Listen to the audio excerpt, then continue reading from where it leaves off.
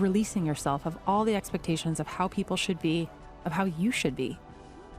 Listen as Sarah Foley, whom you heard in the beginning of this episode, describes this feeling that she had at her first Tony Robbins event. I made a commitment to myself that I would just not hold back, that I would play completely full out from my heart.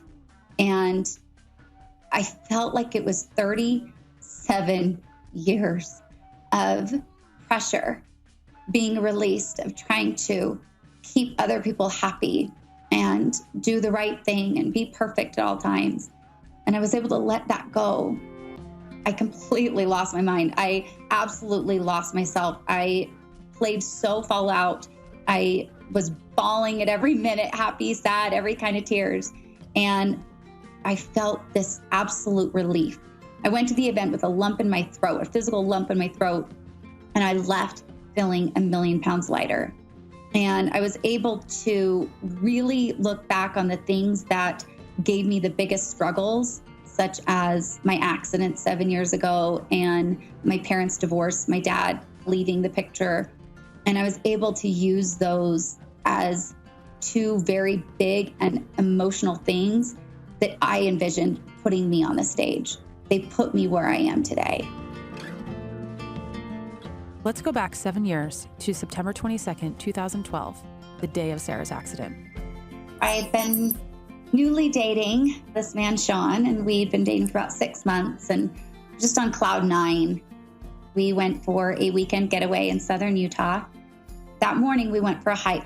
We took all 4 of our dogs between the both of us, and it was like we were on top of the world. It was these beautiful, big red rock formations as far as the eye could see. And I looked to him and I just said, my life is absolutely perfect. There's nothing about it I would change.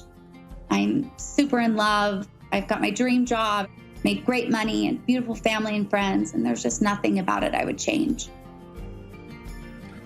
4 hours later, we took some 4-wheelers out for a ride. It was us and another couple. Super easy ride. We had a picnic planned and it was just easy. And we were on like the kind of this fire access road. There's one point where it kind of went up and around the bend and we couldn't quite tell if it was going to be safe on the other side. So the guys went on up ahead and me and the other girl stayed back. And at one point we see the other guy, Jim, up on top of the hill and he's waving to us. He says, come on up, it's safe, you're good to go. And what we didn't realize was that Sean, my boyfriend, was coming down the bend. So I went on up first, and as we came around, I saw him and I absolutely froze. I didn't know what to do. I'd been very ill-experienced on a 4-wheeler, and I turned to get out of the way. He completely threw himself to the side, and had I just been going straight, I would have completely avoided him and carried on like no other day. But I jerked the handlebars to the side and hit a ditch, and my front wheels caught it, and I went flipping through the air.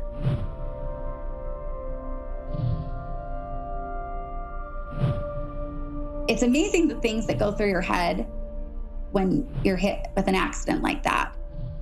All I could think about was my 2nd grade teacher. She's telling us this accident story of a man on a motorcycle. And she said if they just hadn't moved him after the accident, he would have been fine. And so in my mind, I thought, okay, if I just stay still, by the time, I get help here, then I'll be okay. And so I said, don't move me, call Lifeline. And then I said, how's my face? He still laughs at me to this day that was like my next worry.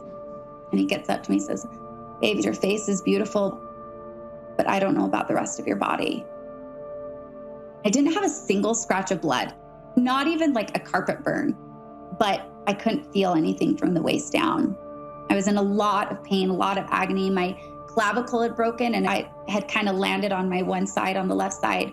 So I was holding myself steady because the crunching and splitting of my clavicle was just excruciating. And it took about an hour and a half for Lifeline to arrive. And during this time, I'm keeping Sean calm. He's just beside himself. The terror, the worry, the guilt, everything just consuming him. And I made a few phone calls. I called my mother and, she still talks about that phone call of, I just said, Mom, I can't feel my legs.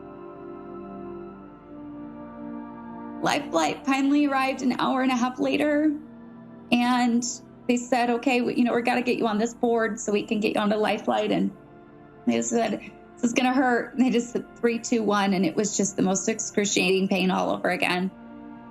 They got me up in the helicopter and just started pumping me full of pain medicine. And I woke up 10 hours later. And I woke up in the hospital and no one was in the room when I woke up, and I was intubated. And I remember not being able to breathe, and I just started thrashing all over the hospital bed. And finally a nurse comes in and she just says, just breathe, just breathe. I never heard the words from the doctors, you'll never walk again, but no one really knew what to think. My aunt at one point comes in and she leans down to give me a hug, and I just said, why? And she just pulls away and she looks me in the eye and says, don't you ever, ever ask why. That question's going to eat you alive, and that answer will only come when it's supposed to.